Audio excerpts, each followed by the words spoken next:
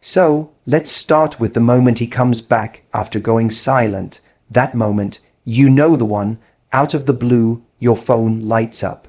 A text, a DM, maybe he even has the audacity to call. Your heart jumps, your stomach flips, and for a split second, it feels like something you've been waiting for has finally arrived. But here's the truth. That moment is not about him. It's about you. It's about how you respond to that sudden shift in energy. And the very first thing you need to do, the most powerful thing you can do, is pause. I know how tempting it is to respond right away. There's this flood of emotion that rushes in: relief, curiosity, even excitement, but none of that is a reliable guide. That's your emotional history reacting. It's your hopes, your confusion, maybe even a bit of validation trying to claim center stage. And that's normal. You're human, but being human doesn't mean being reactive. You have the choice, in that exact moment, to protect your peace. When someone disappears and then shows back up, you're not just dealing with them. You're dealing with everything their silence created. The overthinking, the self-doubt, the second guessing, the quiet disappointment that slowly set in as you realized they weren't reaching out. And now here they are, showing up like nothing happened. And suddenly you're expected to forget all that. No, that's where the pause comes in. That's where you breathe and you say to yourself, I don't owe anyone my immediate energy. Because here's what happens when you don't pause. You end up speaking from a wound instead of wisdom. You reply from a place of emotional hunger instead of self-respect. And that response might temporarily feel satisfying, but long-term, it almost always puts you back in the same cycle you were trying to break. So when he comes back, you don't answer the message just yet. You check in with yourself. What do I really feel right now? Am I just glad he texted? Or do I genuinely want to re-engage with this person? And more importantly, does this person deserve access to me again? Because silence says something, and coming back after silence says something too. It says that now you're convenient. It says, I decided you're worth my time again. But your time isn't a switch that someone gets to flip on and off. You have value, you have dignity, and your peace, your emotional stability, is more important than a text you weren't even sure would ever come. Taking that pause isn't about playing games, it's about remembering who you are. It's about reminding yourself that you're not here waiting for scraps of attention from someone who couldn't be consistent in the first place. It's reclaiming your right to take a beat and choose how you want to respond. Not how your emotions want to react, but how you, the grounded, self-respecting version of you, decide to move forward. And I get it, this isn't easy. When you've been emotionally invested in someone, when you've spent time thinking about them, maybe even hoping they'd come back, that message can feel like a door reopening. But a door reopening doesn't mean you have to walk through it. You get to stand there, observe what's on the other side, and decide if it's even a room you want to step into again. Here's what I want you to do in that pause. Reflect. Go back in your mind to how you felt during the silence. What were the questions you kept asking yourself? How many times did you look at your phone, waiting for something, anything? How often did you wonder if you did something wrong, if you said too much, if you weren't enough? And now ask, does the fact that he's texting now erase all that? Does it fix it, or does it just reopen the loop, that loop of inconsistency, of being available whenever he decides to remember you? It's exhausting. You don't need that again. And you're not here to teach someone how to value you by rewarding their absence. If he disappeared without a word, he showed you what he's capable of. The silence was a message. This message is just the sequel. And you get to decide if it's a chapter worth reopening or one you've already closed. Sometimes, silence from someone else is the loudest invitation for you to turn inward, to get stronger, to develop standards, not scars. And when they return, that's your moment, that's your test. Not to see if they've changed, but to see if you have. That pause, that's not weakness, that's power, that's control, that's you stepping into your worth. Because if he can go quiet without an explanation, you can take your time without one too. ChatGPT said, now, after you've taken that moment to pause, to breathe, and to protect your peace, comes the next step. The moment where curiosity starts to creep in. You begin to wonder, why now? What changed? Is this genuine? And maybe even, could this be different this time? These are natural questions, but if you want to avoid falling into the same pattern, you need to shift your focus. Stop listening only to the words coming out of his mouth or showing up in his texts, and start paying attention to the intent behind them. Because what he says is one thing, but why he's saying it, why he's back, and what he does next, those are the real answers. When someone disappears and then reappears, they don't get to return as if time just stood still. It didn't. You kept living, you kept growing, you kept healing. So when they come back, your job isn't to assume their return means they've had some altering realization. Your job is to assess what their reappearance actually means. Because if you're not careful, you'll interpret his sudden interest as depth, when sometimes it's just convenience. See, a lot of people reach out not because they've truly missed you, but because they miss what they felt when they were around you. That validation, that safety, that energy you gave so freely, and now that they've gone and done whatever they needed to do, they remember you as the one who made them feel good.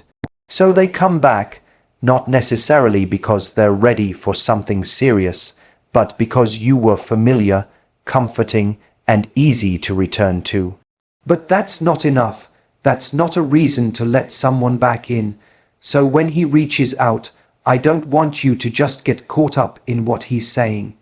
Anyone can send a "Hey, I've been thinking about you" text. That takes 2 seconds. That doesn't require reflection. That doesn't require effort. You have to ask yourself, what is he doing? What actions is he taking to show you that this time is different? That his presence has purpose, that he's showing up with clarity, not confusion, because someone can say all the right things and still not have the right intentions. They can tell you they miss you, but what they really miss is access. Access to your time, your attention, your body, your energy. But miss you, the real you, that takes consistency to prove. And if they couldn't give you that before, they don't just magically get credit for showing up now. And let me be clear, some people are not malicious. Some people genuinely believe they're ready when they reach out. But what they believe in the moment and what they're actually capable of can be two very different things. Maybe they had a wave of loneliness, maybe someone else disappointed them, maybe they scrolled through old photos or saw your post and felt something stir. That moment of nostalgia makes them reach for their phone, but nostalgia isn't growth. Missing you isn't the same as being ready to meet your standards. So when you get that message, the question isn't did he miss me? The question is, has he changed? Has he done anything at all that suggests a different level of commitment, awareness, or effort? Or is he just saying things to reopen a door that was already closing? And this is where your discernment matters. Because it's easy to believe someone when you want to believe them.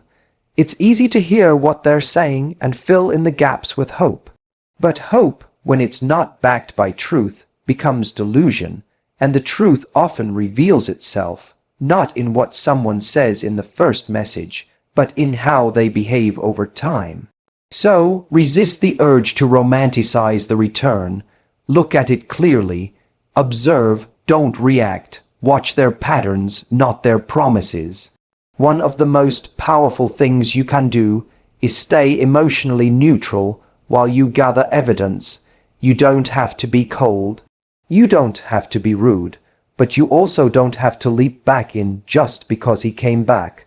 Let his actions speak. Let time reveal what's real. And if you notice that the conversation is all about him, what he's been through, what he wants, how much he misses you, but there's no acknowledgement of the silence, no apology, no explanation, no accountability, that's a red flag, because someone who truly respects you, who truly values you, doesn't just pick up where they left off like nothing happened. They take the time to acknowledge the break, to ask how you've been, to own their part in the disconnection. That's emotional maturity. That's someone who's actually done some work. But if he's acting like the silence was no big deal, chances are he'll go silent again, and the cycle will repeat. So before you let him back in, ask yourself, is this someone who's showing up with intention? Or is this just someone who remembered me when it got quiet again? Because someone coming back doesn't automatically mean they're supposed to stay. So you've paused, you've protected your peace, you've taken the time to observe not just the words he used when he came back, but the energy behind them. You've started to see that his return might not mean what you initially wanted it to mean. Now comes the part where you step fully into your power, and that means communicating clearly, calmly, and confidently. This is the part most people get nervous about, because speaking your truth, especially to someone you care about, can feel risky. There's a fear of pushing them away, of coming across as cold or too much. But the truth is, the people who are truly meant for you will never be pushed away by your clarity. They'll be drawn to it, because clarity is confidence, clarity is peace, and clarity saves you from months, sometimes years, of confusion and second guessing. When he comes back, the conversation needs to happen on your terms, not his. You don't owe anyone an immediate deep dive into how you feel. But when you're ready to engage, that engagement needs to be real. Direct, no games, no testing, no sugarcoating.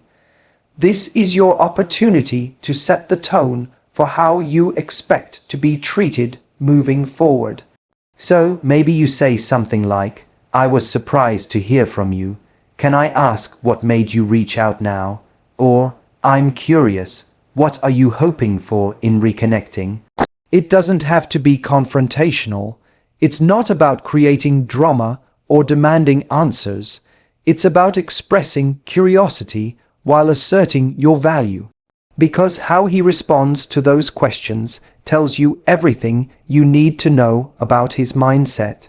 Is he evasive? Does he deflect?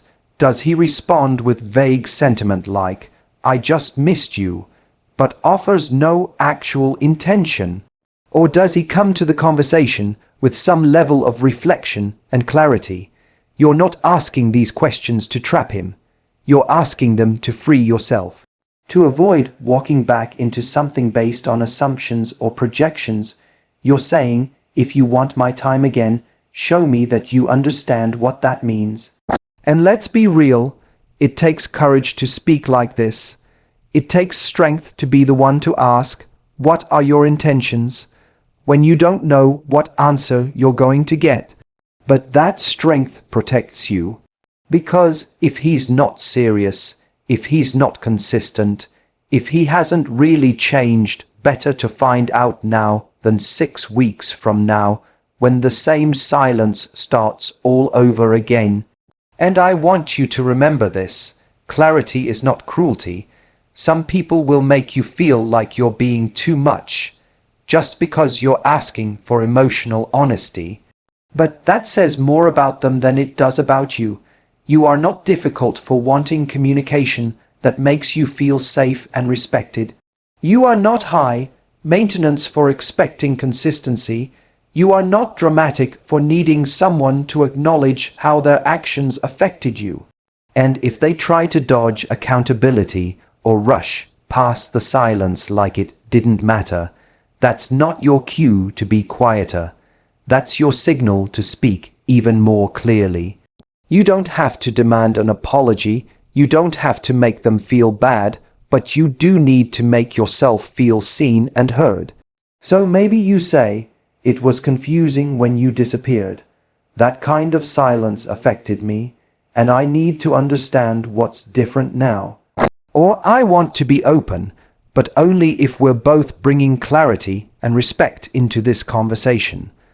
When you speak from this place, you're not just protecting yourself, you're inviting honesty, you're creating space for a real connection, not a convenient one. Because if you stay silent about what you need, you're teaching them that their silence is acceptable. And if you avoid asking the tough questions, you're signing up for another round of the same confusion you just spent all that time recovering from. Communication isn't just about talking, it's about choosing to value your time, your energy, and your heart enough to demand clarity before offering access. And don't just listen to what he says, listen to how he says it. Is he defensive? Does he minimize the past? Or is he owning it? Is he speaking in terms of shared growth, shared effort? Or is this still all about him? What he feels, what he wants, what he misses? You get to steer this. You get to decide the pace, the tone, and the boundaries. Because just because someone comes back doesn't mean they come back as an equal. They come back with something to prove, and part of what they need to prove is that they can meet the version of you that exists now, not the one they left behind. So speak your truth, even if your voice shakes. Ask the hard questions, even if you're afraid of the answers. Because the people who are meant for you will meet you there with honesty, with courage, and with the same level of clarity you're offering. And if they can't handle that, they were never ready for you in the first place. Now here's where everything comes together, the part that matters most. After you've paused, observed, and communicated, you're left with a choice. And this is the part that often gets overlooked. Because when he comes back after silence, we tend to think the big moment is his return, but it's not. The real moment, the one that defines the direction of your life going forward, is your response. Not just what you say, but what you choose. And that choice has to come from your self-worth, not from your hope. It's so easy to want to believe that his return means something beautiful, that he finally realized what he lost, that the time apart gave him clarity, that maybe now it can work. And I'm not here to tell you that can't ever happen. Sometimes people grow, sometimes timing aligns. But the problem is, we don't just hope for that possibility. We anchor ourselves to it. We let that tiny flicker of potential overshadow everything we learned through the silence. We forget how it felt to be unsure, to question ourselves, to wonder why someone who said they cared could just disappear. Hope without boundaries is dangerous. It keeps you stuck in cycles. It makes you explain away red flags. It turns your standards into something negotiable, and that's not love, that's longing. When someone comes back, the first thing to ask yourself isn't, "Do I still love him?" or "Could this still work?" The first question needs to be, "Does this align with the life I'm building now?" Who are you today? What have you grown through since the silence? What are you no longer willing to tolerate? And does letting him back in honor the version of yourself you've become, or does it drag you back into an older version of you that you've already outgrown? Because when your self-worth is intact, you don't see someone's return as a second chance for love. You see it as a test of everything you've learned. You see it as an opportunity to choose peace over chaos, clarity over confusion, and standards over scraps. And that's not bitterness, that's growth. You're not making a decision out of spite. You're making a decision out of alignment. And that might mean you hear him out, but you still walk away. It might mean you forgive him, but you don't invite him back in. It might mean that even though your heart remembers the good, your mind and your soul recognize the cost, and you choose not to pay it again. That's what self-worth sounds like in action. It's not loud, it's not dramatic, it's not revenge, it's calm. It's clarity. It's you sitting with your own value long enough to realize that someone's return isn't a compliment, it's just a moment. And you don't have to respond to every moment. You respond to meaning, to consistency, to effort. And if all he's bringing back into your life is uncertainty and vague promises, that's not a love story, it's a repetition. And you deserve more than that. You deserve someone who doesn't just come back, but someone who stays, someone who shows up, someone who never disappears in the first place because they recognize your value and protect it. So take inventory. How did his silence impact you? What did you learn during that time? Did you become stronger? Did you reconnect with your own identity? Did you start to dream again, grow again, feel free again? Now ask yourself, does going back feel like love, or does it feel like compromise? Sometimes what we miss isn't even the person. It's the feeling we had when we were with them. The moments of connection, the hope, the vision of what it could have been. But if the reality didn't match the fantasy, and especially if he couldn't even offer the bare minimum of consistency before, then it's not your job to build a future on a shaky foundation. Just because he knocked on the door again, you don't owe anyone a second chance just because they ask. You don't have to explain your decision to protect your peace. And you're allowed to choose solitude over uncertainty. You're allowed to choose your future over your past. That's not weakness. That's self-respect. And let me say this clearly. Choosing not to go back is not failure. It's not cold. It's not unforgiving. It's wise. It's intentional. It's you recognizing that love, to be real, has to be safe, has to be reliable, has to be mutual, and if he can't give you that, then he doesn't deserve to hold space in your life, no matter how charming the return might seem.